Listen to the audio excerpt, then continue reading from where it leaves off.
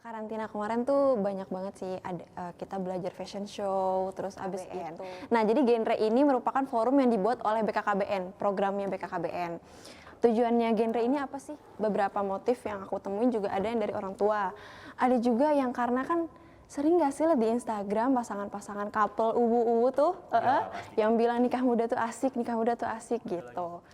Oh iya ada, jadi plot twistnya adalah ketika aku, kan kemarin tuh aku pemilihan kota ya, di Jakarta Pusat aku juara, tiba-tiba aku lihat di pengumuman BKAL, ternyata temen kita juga.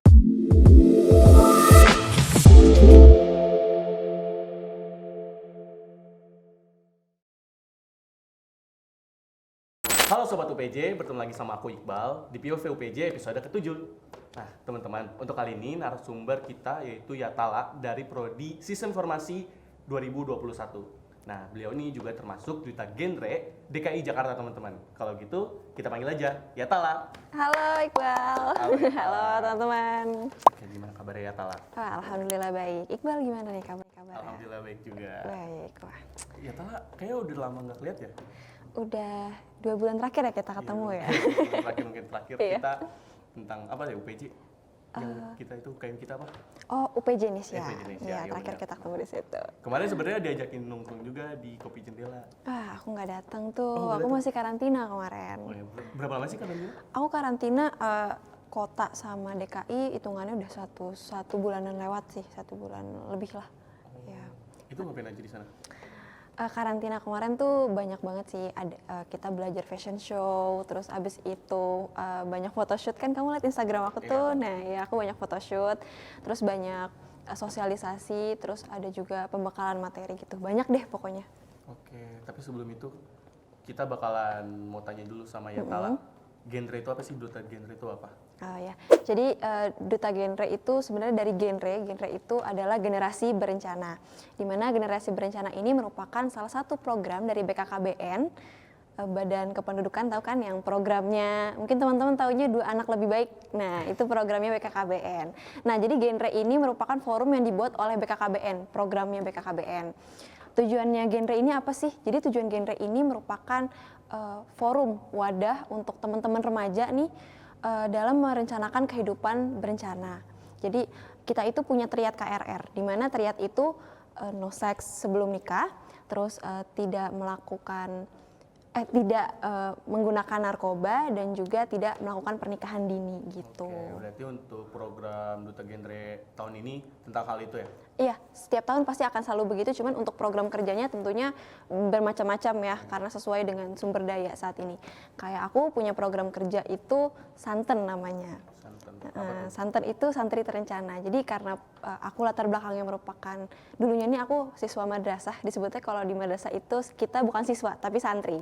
Nah jadi berdasarkan keresahan aku selama jadi santri, aku ngerasa nih teman-teman santri, kan kita ada ya kalau di SMA tuh namanya keputrian, tahu nggak? Keputrian. Nah ya kalau teman-teman sholat Jumat, terus kita yang perempuannya akan ada sosialisasi. Nah di sosialisasi itu seharusnya kan membahas tentang kesehatan reproduksi atau semacamnya, tapi ini ternyata tidak dimanfaatkan dengan baik.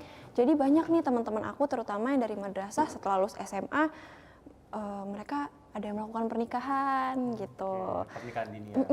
Sebenarnya aku di sini kan termasuk isu yang seksi ya sebenarnya kalau misalnya mengaitkan agama dengan sisi biomedis seperti ini. Cuma di sini aku pengen teman-teman, terutama teman-teman santri itu memiliki 2 perspektif nih. Oke, perspektif dari agama seperti apa, tapi perspektif dari sisi biomedisnya itu seperti apa. Jadi mereka punya misalnya, oke kalau misalnya kamu mau nikah muda, oke, tapi kamu harus mikirin nih, misal dari sisi ekonominya apakah sudah siap, terus dari sisi psikisnya apakah sudah siap, dan sebagainya gitu. Tapi biasanya orang-orang yang nikah dini itu lebih ke orang tuanya nggak sih yang ngedorong dia supaya pengen punya cucu, atau orang tuanya udah nanti tenang aja papa yang ngebiayain semuanya. Iya betul, ada beberapa motif yang aku temuin juga ada yang dari orang tua. Ada juga yang karena kan sering gak sih liat di Instagram pasangan-pasangan couple uwu-uwu tuh, yang bilang nikah muda tuh asik gitu. Itu juga bisa. Terus ada juga yang karena ya udah mereka ngerasa kalau misalnya dengan nikah muda ya udah permasalahan hidupnya tuh akan selesai gitu, karena punya partner gitu. Ya, lebih ke terlalu bucin sih. Iya, kayak gitu. Padahal itu yang harus dihindari gitu kira-kira. Iya betul, karena banyak banget sebenarnya aspek-aspek yang harus dipikirin sebelum memutuskan untuk menikah gitu. Oke, dari Santen tersendiri itu udah dilakuin belum sama Yata? Udah, untuk programku aku udah melakukan 3 kali sosialisasi kebetulan, dan itu karena program aku Santen, santri terencana, makanya di sini sasaran dari audiens aku adalah teman-teman santri. Kemarin kita sudah sempat main di salah satu madrasah aliyah di Jakarta Pusat. Terus abis itu kita udah main juga ke beberapa LTQ. LTQ itu lembaga tahsin Quran kebetulan. Nah aku sempat main ke situ juga untuk berdiskusi sama teman-teman gitu. Oke. Nah kalau misalnya dari Yata sendiri, kenapa sih mau milih duta genre? Memilih duta genre. Sebenarnya awalnya tuh aku pernah ikut dulu. Jadi di tahun 2020 aku tuh pernah ikut seleksinya ceritanya. Terus ternyata belum diterima. Kan aku bawa nama PIK KR dari PIK sekolah dulu. Terus penasaran nih kok kira-kira kenapa ya aku tuh nggak diterima gitu. Akhirnya di 2022 aku ikut tapi jalur masyarakat. Aku menggunakan nama PIK Rawasari di Jakarta Pusat gitu.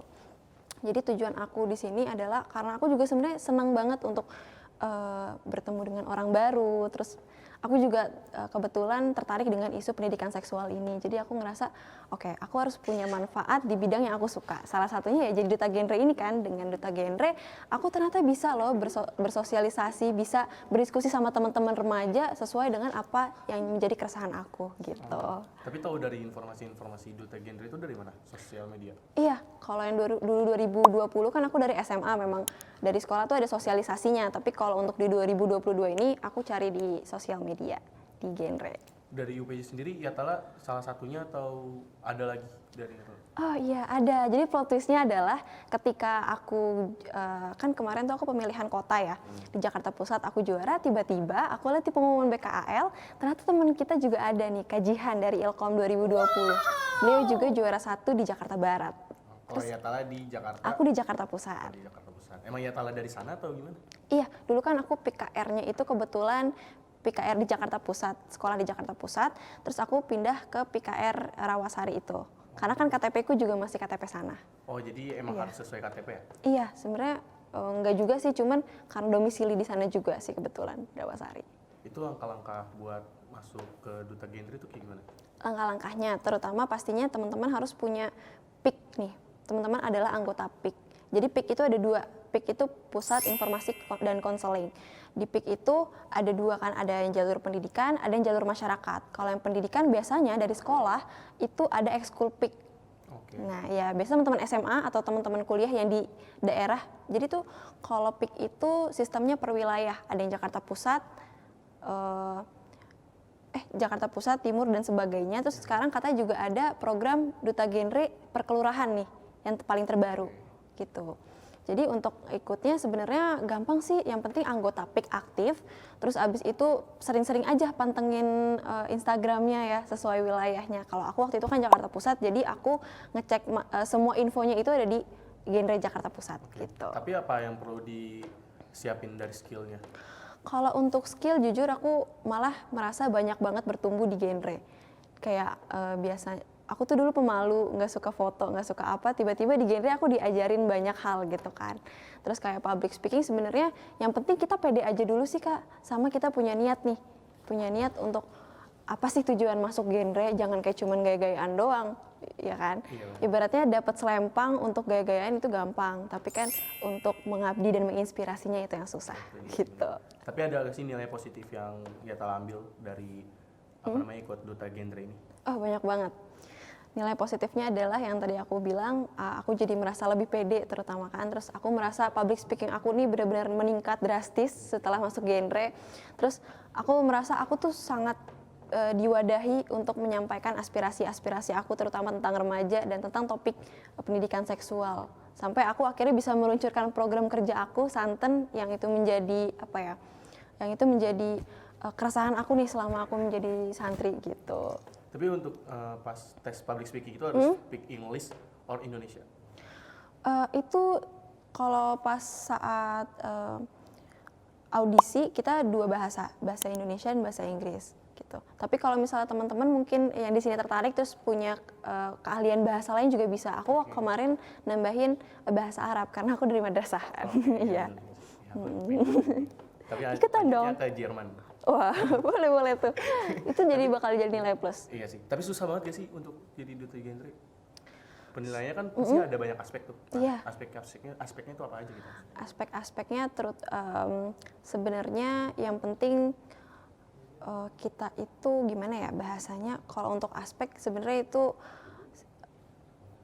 penilaiannya kayak terutama pasti pengenalan tentang si PIK-nya itu sendiri kan, apakah kita menguasai secara dasar nih PIK itu tuh seperti apa, terus triad KRR tadi tentang nafza gitu-gitu. Terus kalau untuk bahasa good looking itu kan sebenarnya apa ya, sebenarnya sesuai perspektif ya. Dan kalau menurut aku good looking itu adalah gimana cara kita well dressed, bagaimana grooming kita diperhatikan kayak gitu. Karena kan standar cantik atau ganteng itu kita nggak tahu ya, nggak ngerti ya, karena kan setiap orang beda-beda ya gitu.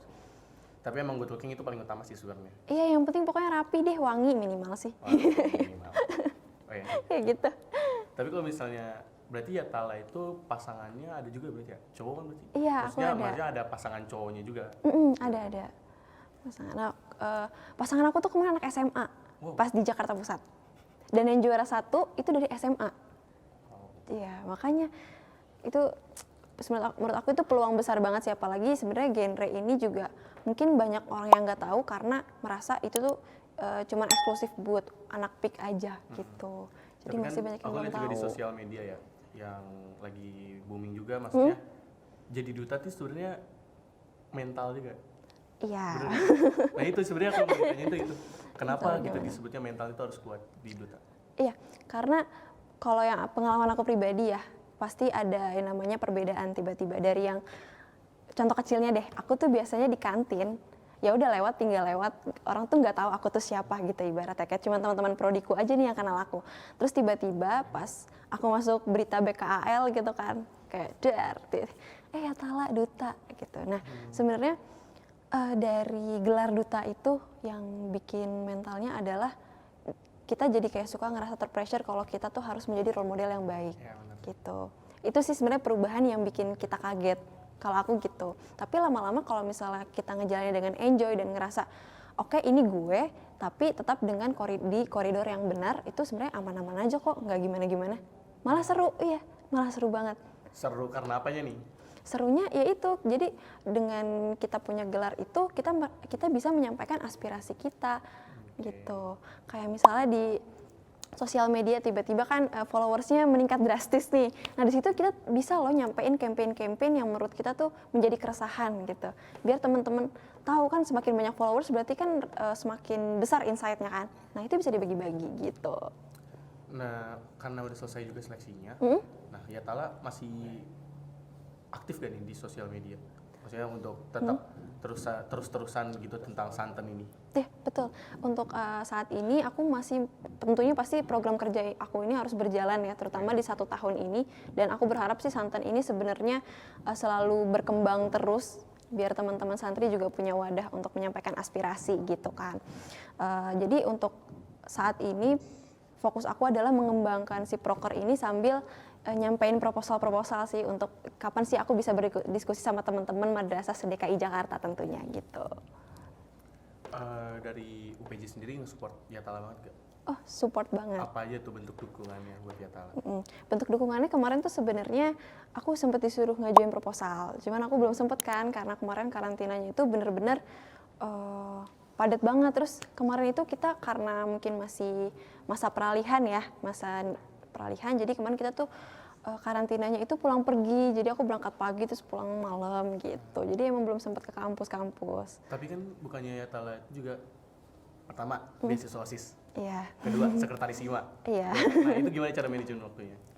Untuk manajemen waktu kemarin kalau untuk kuliah mungkin di tugas-tugas masih bisa aku kerjain kan karena masih ada di kolabor ya, cuman untuk ikut kelasnya aku nggak bisa. Itu kemarin bener-bener aku nggak kuliah 2 minggu apa 3 mingguan. Tapi gitu. hitungnya hadir kan? Iya, kan hitungannya dispensasi. Terus kalau untuk sekretaris kemarin aku juga sempat beberapa, kan aku sekretaris 2 kebetulan, jadi masih ada sekretaris 1 yang masih bisa nge-backup, jadi saling backup aja gitu. Jadi masih bisa terkendali lah ya? Masih bisa, alhamdulillah. berarti kalau misalnya untuk manajemen waktu aman sebenarnya. Aman sih, masih aman. Nah, kalau misalnya dari relasi, Relasi ya. pasti kan banyak nih udah relasi banyak banget gitu. Nah, teman-teman di sana tuh menurut Yatala kayak gimana? Atau mungkin wah ternyata mereka tuh emang bener-bener saingan aku nih, seharusnya emang harus yang ketat banget untuk nih aku harus ngalahin dia. Atau Yatala tuh mikirnya enggak, ini kita temen, kalau misalnya udah di panggung ya udah kita baru musuh. Iya, benar-benar. Jadi kalau kemarin tuh pas pertama di Jakpus, aku ketemu banyak teman-teman, terus tiba-tiba di DKI ditambah lagi banyak banget teman-teman yang ternyata wah keren-keren banget sebenarnya semua. Cuman aku menganggap, ya nggak munafik ya, maksudnya pasti kita menganggap semuanya itu adalah lawan kita, kompetitor gitu. Cuman kembali lagi aku ngerasa kayak sebenarnya aku dan teman-teman ini punya warna yang berbeda-beda gitu. Jadi kita tuh punya ciri khas dan keunikan masing-masing.